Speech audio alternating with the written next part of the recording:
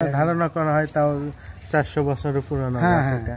দর্শক আসসালামু আলাইকুম, আমরা পুরানো ঐতিহ্য ইতিহাসের খোঁজে আজকে এসেছি ইসলাদিগর চরপাড়া গ্রামে।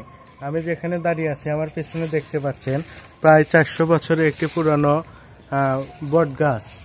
এখানে কেন্দ্র করে কোনো অস্বাভাবিক কোনো ঘটনা ঘটে কিনা? অস্বাভাবিক ঘটনা বলতে আমার মা মরবে কষে গেছে, এখানে কোনো পেশা পায়খানা করা যাবে না, এখানকার কোনো পাতা পুতা জাল দেওয়া যাবে না। আমার মা চাষিরা যদিও যায় হঠাৎ মনে করেন যে ফাইলা দেয়, বেছে বেছে ফাইলা দেয়, যে ডাল ডুল পরে আছে, পাতা পুতা কত পরে আছে, কেউ শুভ না। মানে এইগুলা জানা অবস্থায় জানা মতে যদি কেউ কিছু ব্যবহার করে তাহলে তার ক্ষতি হয়। মানে এলাকার মধ্যে এরকম ক্ষতি হয়েছে কোনো ঘটনা জানা আছে কিনা? কোথায় হয়েছে এটা? এটা যে বাড়ি এলাকার হয়েছে। কি ধরনের ঘটনা ঘটে? এখানে মনে করেন যে একদিনকে চৈত মাসের দিনে মাটি কাটে। জি জি, মাটি কাটা তো আগে খবর দেওয়া যে জায়গায় মাটি কাটা যাবে না। তারপরে মাটি কাট এনে কামলানে মাটি কাটলে প্রজেক্টে মেশিন আছিল, তারপরে মেশিন মানে বাসটা পুড়ে মানুষের ক্ষয়ক্ষতি মানে তাতে আর ওরা মনে করেন যে আর কাটা কুটা করলো না। তারপরে যে এবারে এক মহিলার মনে করেন যে এনে টেহালা করছিল যে ইন কি আছে, তার ধরনের মাথায় একবারে অবস্থা ভালো মানুষের এইরকম বিরাট বিরাট পিণ্ড জট, একবার চটার মতো চুল হয়ে গেছে, চুলই জট হয়ে গেছে জট ভালো মানুষ। কতদিন আগে এটা মনে করেন যে বেশি হবে না, তাও 20-25 বছর। 20 বছর মেয়ে এখন কি বেঁচে আছে? জট আবার ফেরে এক মেলা কিছু অনুরোধ করা বেড়া করে মনে করেন যে মেলা মানামানসিক করে তারপরে নিয়ে নিছে। আচ্ছা, এখানে না রাতের বেলা শুয়ে আছে মনে করেন চলে গেছে।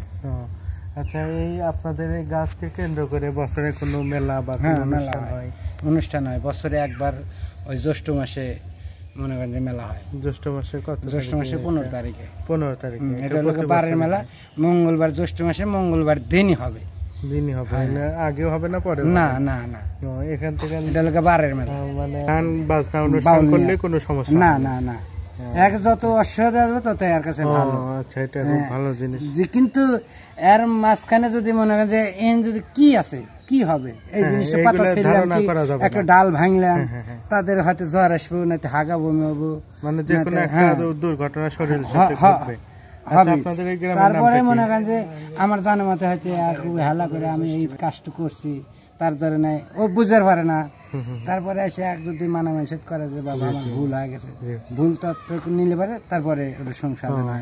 আচ্ছা, এখানে আমরা দেখলাম ভিতরে হচ্ছে ধূপ কাঠি এগুলো আছে, তো এখানে ওগুলো দিয়ে কি ওই যে যার মনে হয় যে অসুখ বাসুখ কোনো সমস্যা টমস্যা হলে পারে, বাবা তোমার দরবারে আমি এই পূজা টুজা করবো, কি এই মানা মানসিক করলাম, আমারও হারিয়ে নিও। অবশ্য কিছু কিছু লোকের কাজ হয়। আচ্ছা, এই বট গাছের কি কোনো নাম আছে? নাম দিছেন? নাম দেওয়া লাগার স্বামী স্ত্রী। এই বট গাছের নাম স্বামী স্ত্রী এবং ছেলে গাছ আছে, মেয়ে গাছ আছে। বট গাছটা হলো মেয়ে গাছ, আর পাইকর গাছটা হলো বেটাচল গাছ। ওটা কিন্তু বাড়ে বুড়ে না, ওটা সোজাই। এটা বিয়েই দিয়ে গেছিল, মানে গাছটা কারোর সময় বিয়ে দিয়ে গেছিল।